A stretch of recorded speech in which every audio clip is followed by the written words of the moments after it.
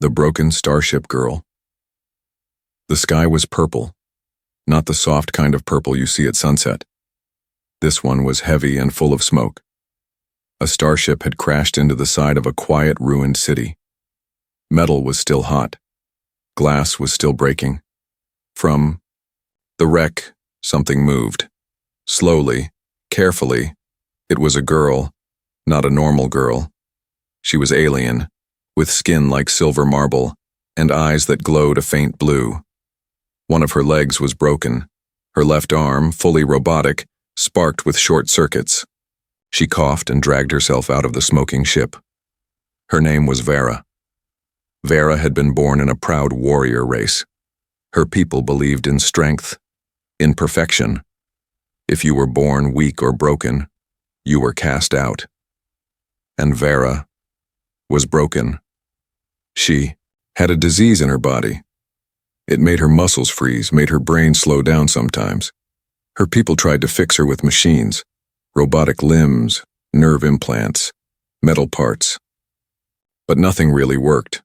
When she started getting worse, they gave her a choice: be exiled quietly, or be honored in a public goodbye. That meant death. She chose the exile. So here she was, alone, on a dead planet no one visited anymore. She leaned against the side of her ship, breathing hard. Her robotic hand twitched. Sparks flew. Her body was shutting down. Her systems were failing. Then, a sound. A small beep, faint, like an echo from a dream. She looked around. There was an old building nearby, half fallen, covered in vines. The sound came again. A radio signal. She pulled herself up. Her metal foot clicked with every step. Her organic leg dragged. Step, drag, step, drag. The signal got louder. Inside the building, she found a console, dusty, ancient, but working. The screen blinked. A human face appeared. The man was in his 30s with tired eyes and a calm voice. His beard was messy. His clothes were medical. If you're seeing this, you're not alone. Vera blinked. Human language. She understood some. Enough to get the message. I am Dr. Eli Mercer. This message plays every hour. I'm in cryo sleep below this station. Injured but alive. If you need help, activate the pod. Vera stared at the screen. A real human? Here? On this dead planet? She laughed once, dry and broken. Lucky me, she muttered. Then she passed out. When she woke up, it was night. Cold. Her systems were worse now. She knew she didn't have long. Her robotic arm was almost dead, her body temperature dropping. She crawled across the room, dragging herself to the far wall. There it was. A cryopod. Ancient, dusty, but not broken. She pressed her robotic hand to the panel. It didn't work. She used her other hand. The pod hissed. Inside, the human doctor slept, frozen in time. For a second, she thought maybe this was a dream. But then the pod opened, steam rushed out. The doctor's eyes opened slowly. He gasped, sat up, looked around, confused, coughing. He looked at her. His eyes widened. Who? Are you? He asked. Vera looked at him, weak and shaking. Doctor, help, she said. Then collapsed in front of him. Dr. Mercer had seen many things in his life. War, famine, alien injuries, but never this. A half-robotic alien girl dying, asking him for help. He checked her vitals. Her systems were foreign, but her pain was real. She wasn't just injured. She was sick. Dying slowly from the inside. He sat back, wiping sweat from his forehead.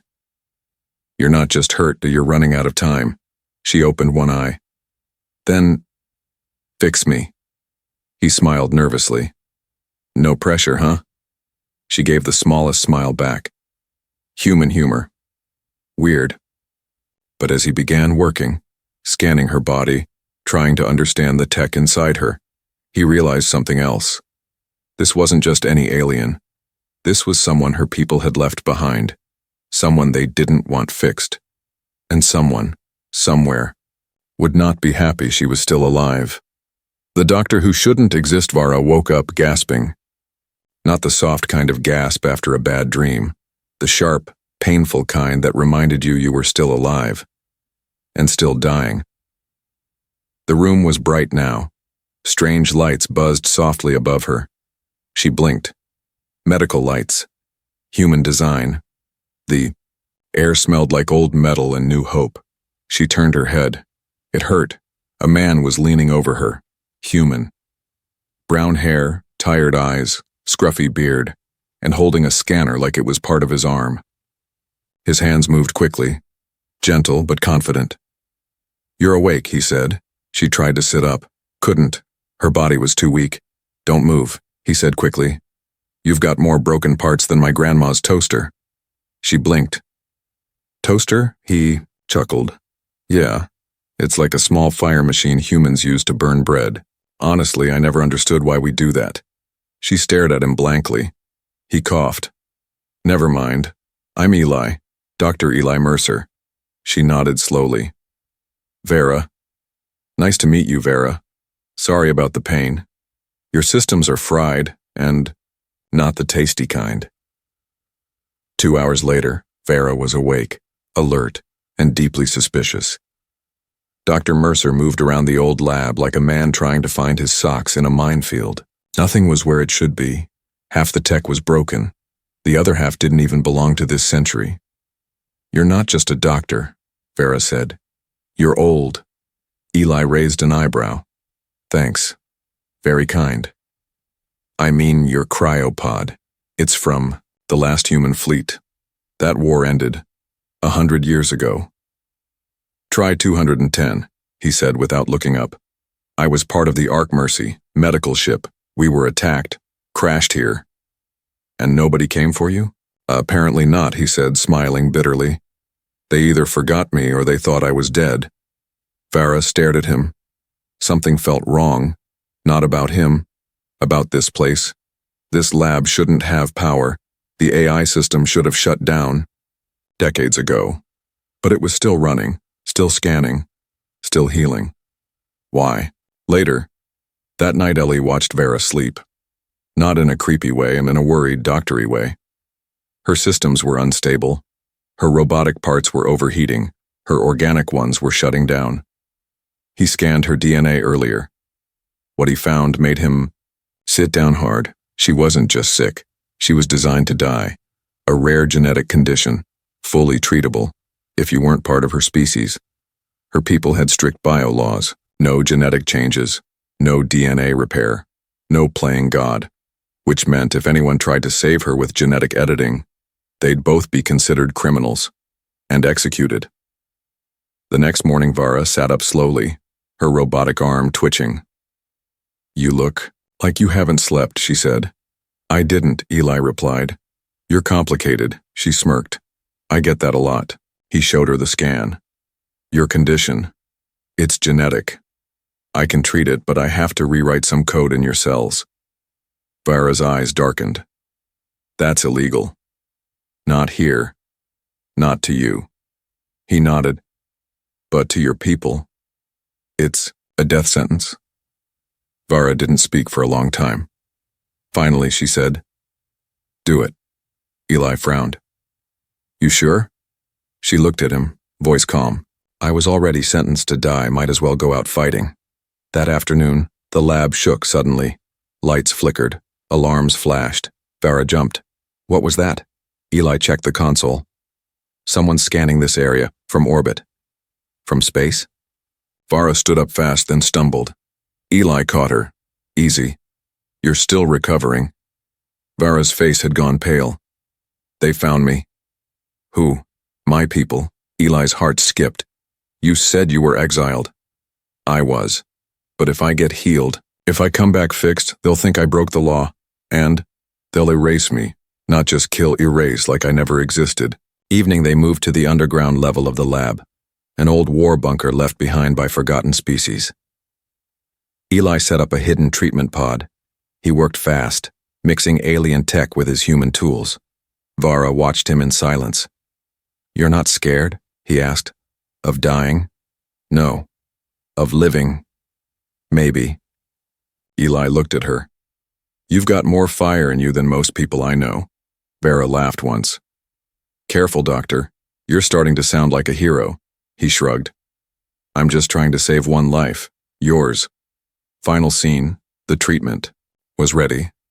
Eli looked at her one last time. Once I start this, you'll feel pain. Your body might reject it. You might not wake up.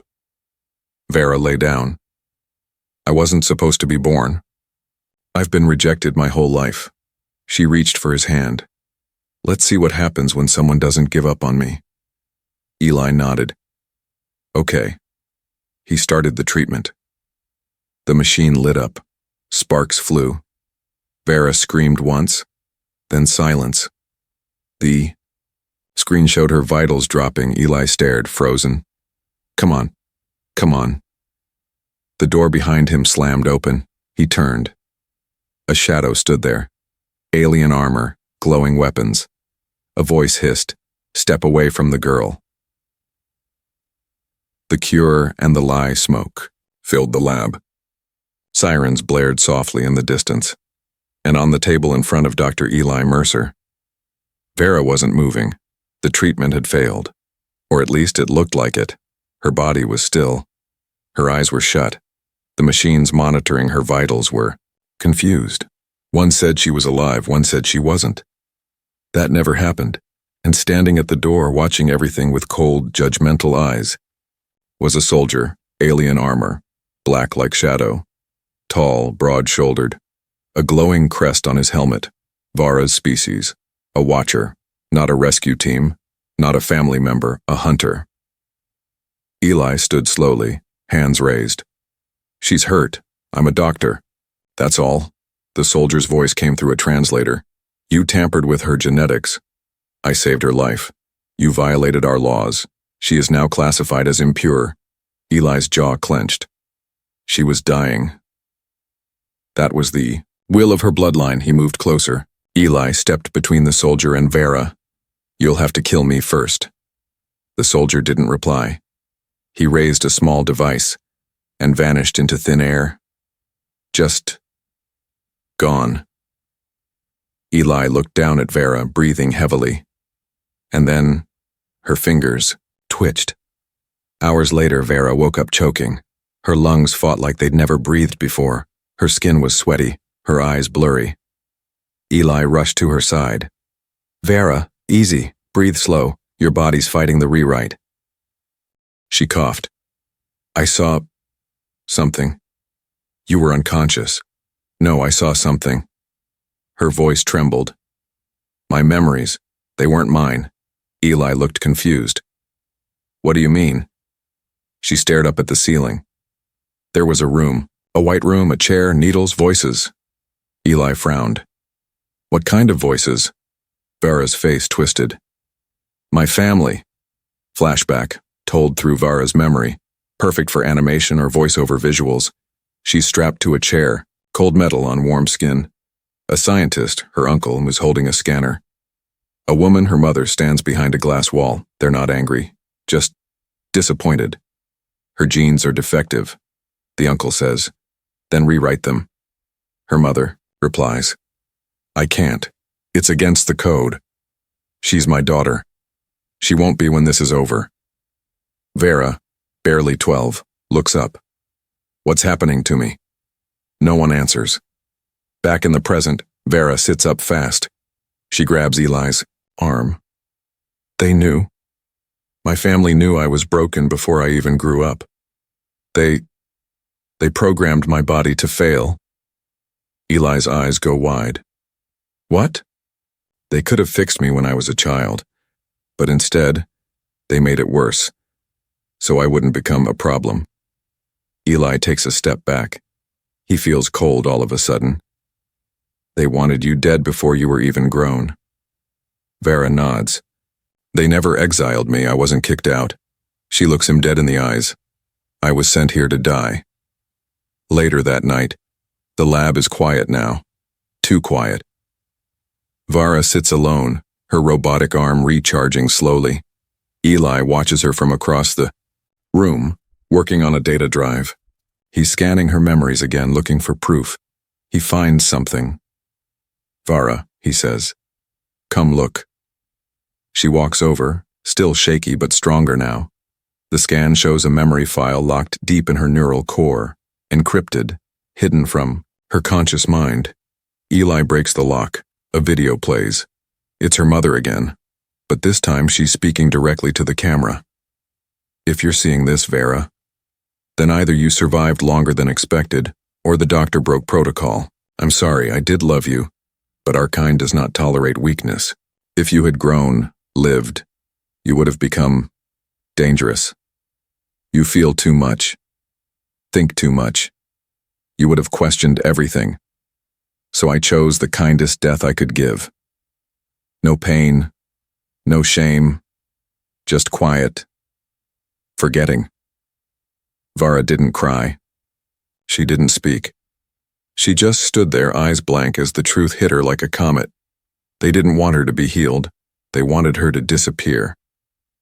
The twist: Vara sits outside the lab bunker now, staring at the strange stars in the alien sky. Eli sits beside her.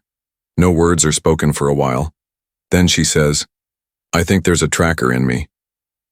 Eli blinks. "What?" "They found us too fast, too accurately. Even through this shielding." Eli thinks hard. "Then we need to get it out. Now." He scans her body again, this time not looking for damage but for tech. And sure enough, hidden deep in her chest, a micro device.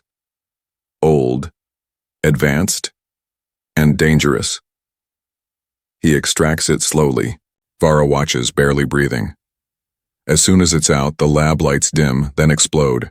Eli ducks. Vara rolls behind a wall.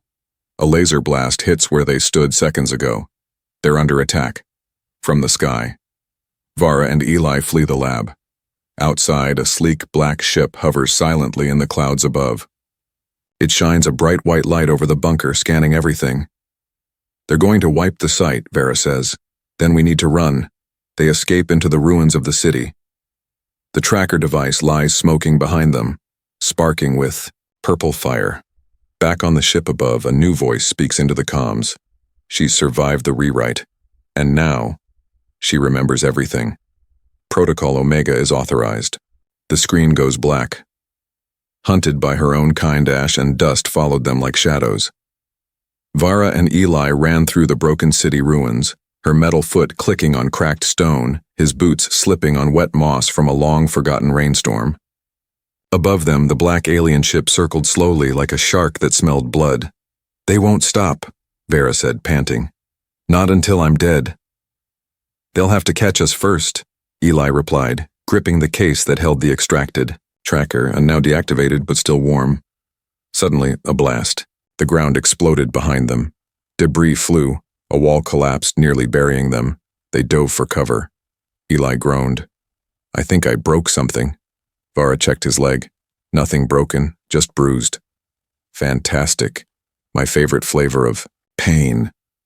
They hid in an abandoned outpost on the edge of the city, once a trading center, now a skeleton of metal and vines. The doors still sealed. The power still flickered weakly.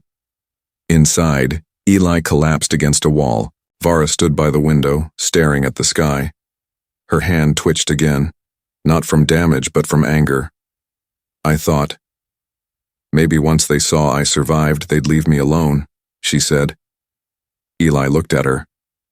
"That's not how power works. People in control don't like unfinished stories." She turned. "I'm not their story anymore." He smiled faintly. "No. Now you're ours." Later that night, the wind howled through the ruins. Cold, hollow. Eli worked at a small table trying to adapt human tech to alien code. It wasn't going well. "This language is like math having a nervous breakdown," he muttered. Vera sat nearby, silently watching him, her body still healing, her mind racing. "Eli," she said suddenly, "if we escape, where would we go?" He paused. "I don't know. I wasn't exactly planning a vacation." She smiled. Humor again. Helps me think. He looked at her, not just at her robotic limbs or glowing eyes, but really at her. She had changed. Stronger now, sharper, a little colder, but still human in the ways that mattered. You. Ever been on Earth? He asked. She shook her head. Your planet only in dreams. It's green, loud, messy, full of mistakes. You'd like it. I don't belong there. You don't belong here either. She looked down. Then where do I belong? He didn't answer. Midnight attack. The outpost's alarm suddenly wailed, a deep, angry screech. Lights blinked red. They were found. Outside, 3 figures dropped. From the sky, black armor, silent movements, weapons drawn. Watchers, move, Eli shouted. Vara grabbed him, yanked him down just as the door exploded inward. Blasters fired, metal melted, walls shattered. Vara activated her arm. A hidden blade snapped out, glowing white-hot. She dashed forward, fast and brutal. One soldier turned too late. She slammed her blade into his chest, twisted, then flipped away. Eli ducked behind a console, returning fire with a stolen alien pistol. It hummed with strange energy. Second soldier down. The third soldier, larger, faster, grabbed Vara by the throat, lifted her off the ground. You betrayed your kind, he growled. Vara spat in his face. They betrayed me first. Suddenly a sharp whistle, and the soldier screamed. Eli had hit a control panel. The outpost's defense grid activated. Shocking the attacker with a burst of blue lightning, he dropped Vara writhing. Let's go, Eli yelled. Vara didn't hesitate. They vanished into the ruins once more. Refuge in the ice caves hours later. Cold wind biting at their faces, they reached the ice caves. Ancient tunnels beneath the planet's surface. Hidden, forgotten. They lit a fire. It glowed softly against the walls of frozen stone. Vara sat near it, silent. Eli limped beside her, tending a burn on his arm. That wasn't just a kill squad, Vara said. They didn't come to destroy me. Eli looked at her. Then what? They wanted to take me. Alive. Why? She hesitated. Because I'm different now. You mean stronger? No. She met his eyes. I'm not just one of them anymore. Your treatment changed more than my health, it changed me. Eli frowned. You're saying I'm not fully like them anymore, not fully like you either.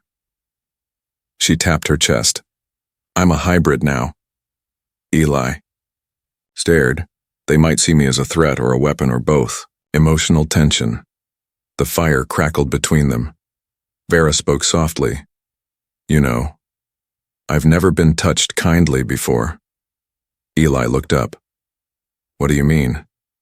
All my life, people touched me to fix me, or hurt me, or control me. You're the first who touched me to help me. He swallowed.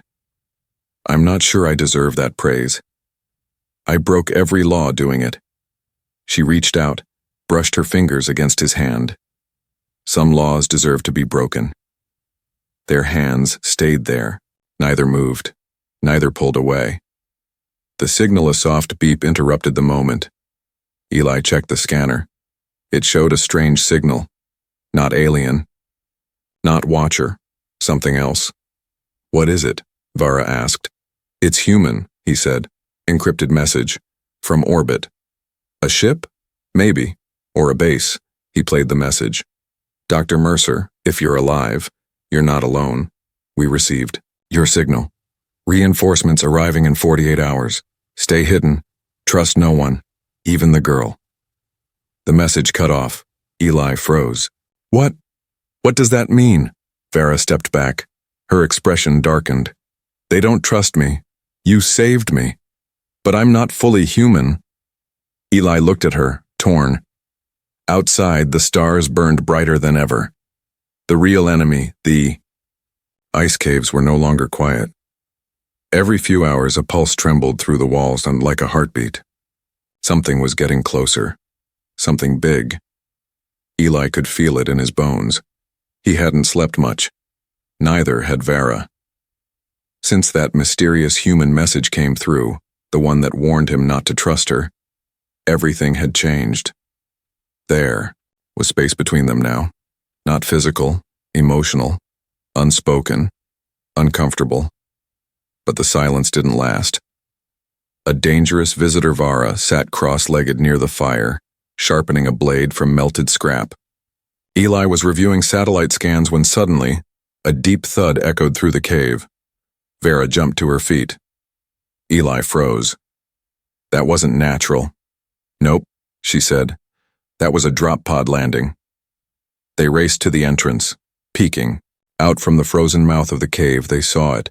A dark gray pod crashed into the snow like a meteor. It hissed, steamed, then opened. Out stepped a figure in a dark cloak, human in shape, but not quite right. They didn't walk, they glided. Their face was hidden, but a strange silver glow leaked from under the hood. Eli whispered, "That's not one of yours." "No," Vara said. "It's not one of yours either." The hybrid, the figure finally spoke. Their voice echoed strangely, like two people speaking at once. "I come with a message," it said, "from those who understand what you are becoming." Vera's eyes narrowed. "And what am I?" "Something new," the figure said. "Something dangerous. And something very, very important." The figure pulled back their hood, and Eli gasped. The being's face was half human, half alien. Just like Vera, but where Vera looked alive, warm, conflicted, this one looked cold, calm, machine-like.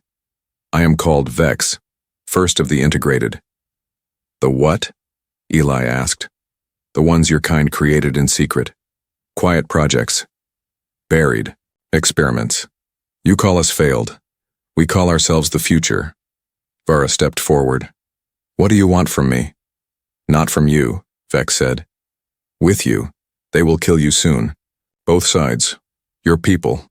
His people. Because you don't fit into their plans." "And you do?" Vex tilted their head. "I fit into the future. You can too." Split loyalties. Back in the cave, the fire crackled louder than normal. Eli stared at Vex from across the room. Vara stood between them, tense.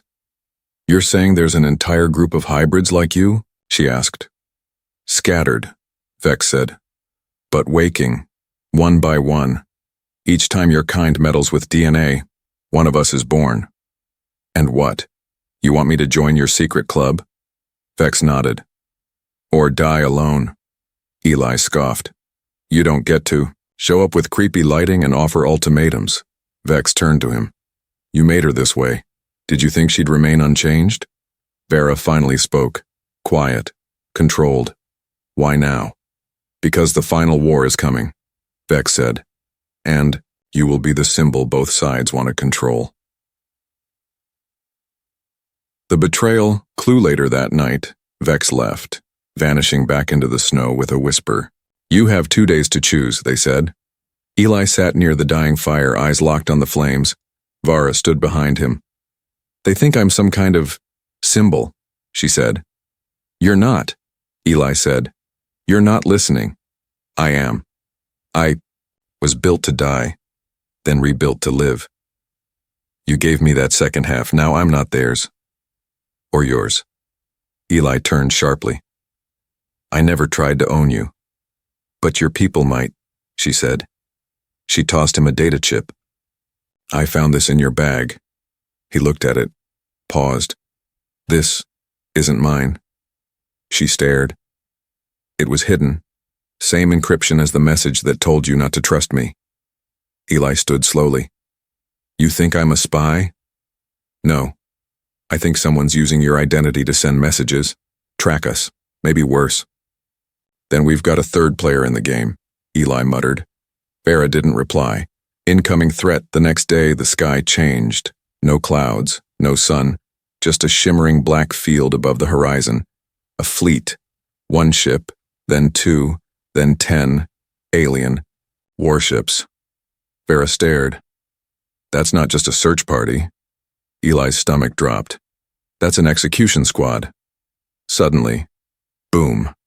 The ice caves shook. A shockwave knocked them back. Vex's voice echoed in Vera's head. Not from a speaker. Psychic transmission. Come now or be erased. The escape plan. We need off this planet, Eli said. I know a place, Vera replied. But it's insane. Perfect. I like insane. They raced through the tunnels toward a hidden hangar buried long ago. Something from her exile ship hidden under snow and time. Inside was an old shuttle. Dusty. Cracked. But still humming with backup power. Vera wiped ice from a panel. I can fix this. Eli raised a brow. How long? An hour. We have 10 minutes. They worked together, sparks flying, circuits hissing, memories flashing. It was like their first meeting all over again. Only this time, death wasn't just nearby, it was landing above them. The real enemy revealed as the ship powered up, a blinding light filled the hangar. A voice echoed through the comm system. Human voice. Calm, familiar. Dr. Eli Mercer. This is command. We have your location. Stand down. We are authorized to retrieve the subject by any means necessary. Eli stared at the speaker. That's my old commanding officer. Vera backed away. They were never coming to rescue. You were they? Eli shook his head.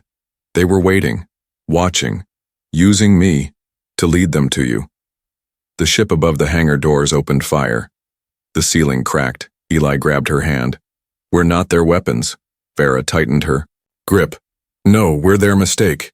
The engines roared to life. They launched into the stars, chased now by two sides, and unsure which one wanted them dead more.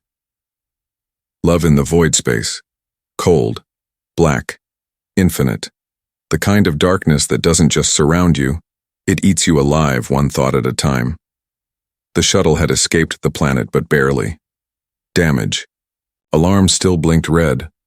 Oxygen levels were dropping slowly, and Eli's arm was bleeding from shrapnel. Vera sat at the controls, silent, flying through a dead zone of space called the Grave Channel, a part of the galaxy where ships went to disappear. This place, she said quietly, was a battlefield once, a long time ago. Now it's full of ghosts. Eli leaned back in his seat. Sounds peaceful. Vera looked at him. You're losing blood. He smirked weakly. So are most of my brain cells. Medical bay. 1 hour later, Vara stitched his arm with one hand while rerouting power with the other. She wasn't a doctor, but she'd watched Eli work enough to improvise. You're lucky, she said. Another inch and your whole arm would have gone offline. Eli chuckled. I'd still be better off than you. At least my arm isn't part robot. Vara looked away. It's not the robot part that hurts anymore. There was a long pause. Do you ever think, she whispered, about what might have happened if I never crashed? If we never met? Eli didn't answer right away. Then softly, I'd still be frozen in a pod. You'd be dead in a crater. So, yeah, I think we were supposed to meet. She blinked. You believe in fate now? I believe in you. That's close enough. Outside, the void zone. While they rested, the ship drifted into a strange part of space. The stars here didn't blink. They stared. Sensors showed nothing. No heat, no movement. Not even time. Something's wrong, Vera said, eyes narrowing. This isn't just a dead zone. It's a trap. Eli checked the nav. We're not alone. The screen lit up. A shape moved slowly from the darkness. It wasn't a ship. It was a creature, huge, silent, made of metal and bone. A war machine left behind from an ancient alien war. Dead, but not empty. Eli's voice dropped. What is that? Vera whispered. It's called a null seraph, one of the last weapons of the war gods. It eats energy. And our ship is a snack? Exactly. Emergency decisions. Vara had to power down everything. Shields, engines, lights. Even oxygen went into minimal mode. They sat in darkness, listening. The null seraph passed by, slow, haunting, like a whale made of nightmares. Every second felt like a lifetime. Eli reached over, found her hand. "I don't want to die here," he said. "You won't," she whispered. "I don't care if I do." She looked at him sharply. "Don't say that." He turned to her. "Vara, I didn't just wake up on that planet because of luck. I think someone knew you were going to crash there." She froze. "What are you saying?" "I'm saying maybe we were both bait, not just you."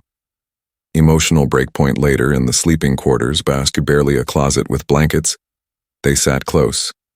Not because they had to, because they needed to.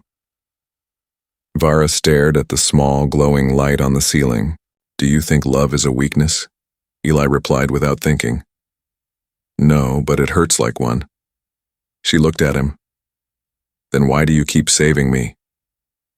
"Because I'd rather bleed with you than live without you." There was silence.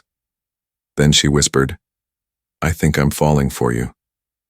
Eli smiled softly. "Good, because I've been falling since the moment you called me useless." They kissed, soft, brief, real, but even that moment couldn't last long. The final signal, suddenly, a message came through the comms. Scrambled, fuzzy. Then, clear. "This is Commander Thale of the United Human Systems. We have located your vessel. Surrender immediately. You are carrying a Class Red genetic hybrid. Turn her over, or be marked as traitors." Eli's heart sank. Vara didn't flinch. He turned to her. "I'll fight them." "No," she said. "You'll die." "I'll still fight them." Vara touched his face. "You've done enough. You gave me a chance to live, to feel. That was more than anyone ever gave me." Eli grabbed her hand. "We're not done. Don't you dare make this a goodbye." The plan. They powered the shuttle's core one last time, but not to escape, to overload it. Eli asked, "You're insane." "No," Vara said. "I'm done running. If they want a war, I'll give them one." She uploaded her remaining genetic data into the ship's beacon and aimed it into deep space. Eli's eyes widened. "That's a broadcast." "Yes," she said. "To the hybrids, to Vex, to everyone like me hiding in the dark. I'm not the weapon. We are." He nodded slowly, then said the words he never thought he'd say. "Okay, let's start a rebellion." The ship rose into the path of the human fleet. A dozen massive cruisers surrounding them like wolves. Inside, Eli held the last detonator. Vara sat in the pilot seat, staring straight ahead. The fleet's leader came on screen. "Final warning." Vara said only 2 words. "No thanks." The ship's energy pulsed with something new. Not human, not alien, hybrid. Suddenly, dozens of blips appeared on radar. Small ships coming from the shadows. Vex had answered, and they didn't come alone. A hybrid fleet. Eli grinned. "You just called for an army." Vara smiled. "Let's see if they can handle it." The choice of 2 worlds. The stars burned bright like they knew something terrible was about to happen. Above the broken edge of the galaxy, 2 fleets stared each other down. On one side, the United Human Systems, cold and calculating, with metal gray, warships ready to erase anything they couldn't control. On the other side, a fleet of outcasts, rebels, and hybrids, survivors of secret labs, failed experiments, and forgotten children. They had no homeworld, just each other. And in the center, a small, damaged shuttle. Inside it, Vara, the girl who was never meant to live, and Dr. Eli Mercer, the man who refused to let her die. A voice from the past. The screen lit up. A man in a black and gold human uniform appeared. His face was sharp, clean, cold. "Commander Thale." "Vara," he said smoothly, "this doesn't have to end in blood. She stared back. Then turn around. You've been enhanced illegally, modified genetically. You're a threat. I'm proof. Thale didn't flinch. Proof that humans can be replaced. She smiled. No. Proof that humans can evolve. His voice dropped lower. You're a bridge between species, and bridges can be burned. Vara looked at Eli. He nodded once. No fear, just trust. Then bring the fire, she told Thale. See if it's enough. The hybrids respond as the human fleet began powering up weapons. The hybrid ships moved. They didn't fire. They broadcast a message. One voice, dozens of faces, each one different. Alien, human, machine. And yet, all the same. We are not mistakes, we are not weapons, we are not yours. Then they showed images, stolen files, hidden footage. The truth, experiments, children taken, soldiers created. Humans had built hybrids in secret for decades. Aliens had done the same. And when the results were too unpredictable, they were erased. Vara was one of the lucky ones. Now she was their voice, the dilemma, but then Thale offered something no one expected. You don't have to die here, he said. Come with me, be studied. Understand your potential, you could lead a new age. Eli shouted, it's a trap. Vara stayed quiet. You'd be safe, Thale said. Respected, honored. You mean controlled, she said. Isn't that better than extinction? That's when she heard it. Another voice from deep in her mind. It was Vex. You know they'll never let you live free. But if you join them, you may stop a war. You may save lives. Even his. The plan. No one saw coming. Vara turned to Eli. They want me, she said. I'll give them me. Eli's eyes filled with panic. No. Vara, she held up a hand. Not all of me. Then she took a data drive. A small, clear crystal, glowing softly. My memories, my research, my code, everything about what I am. Except me. She gave it to him. You'll take this to the other hybrids. You'll help them grow, build, fight back, if needed. He took the crystal. I'm not leaving without you. You won't have to. I'll come back. How can you promise that? She leaned in close. Because, for once I finally know who I am. The surrender. Vara opened comms. I'll come, she told Thale. Alone. Smart choice, he said. No weapons, no tricks. Just me. The human ship lowered its shields. A docking tube extended. Slowly, Vara stepped forward. Eli stood, behind her. The shuttle's door opened. Cold air hit her face. She didn't flinch. He whispered, This is insane. She smiled. So is love. And then, she walked away. The reveal inside the human ship, they took her to a sterile room. White walls, soft lights. Commander Thale entered. You made the right decision, he said. Vara didn't reply. He walked to a console. We'll begin analysis soon. You may experience some discomfort. She tilted her head. You're expecting me to resist? No, I'm expecting you to break. She smiled. Then, her body shimmered. The guards raised weapons. Too late. Vara wasn't real. It was a hard light projection. A decoy. Thale stepped back. No. Back on the shuttle. The real Vara slammed a hand on the controls. The human fleet's shields had dropped to let her in. Now they were vulnerable. Eli activated the drive. The hybrid fleet struck. Not to kill, to disable.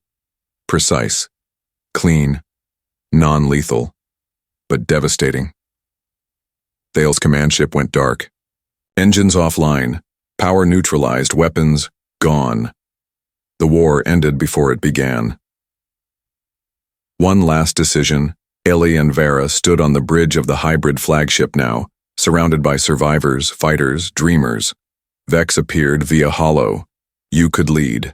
Us, they said. Both of you. Vara looked at Eli, then back at the stars. I don't want to lead, she said. I just want to live, Eli added, and help others do the same. Vex nodded. Then you are more powerful than any weapon. A few weeks later, on a green, peaceful planet, children with glowing eyes and curious minds played near a lake. Eli taught science in a small classroom. Vera stood outside, watching the horizon. Not human, not alien, something in between. A bridge. Not burned, not broken, built, together. She was made to die. He was frozen to be forgotten. But together, they started something that couldn't be erased.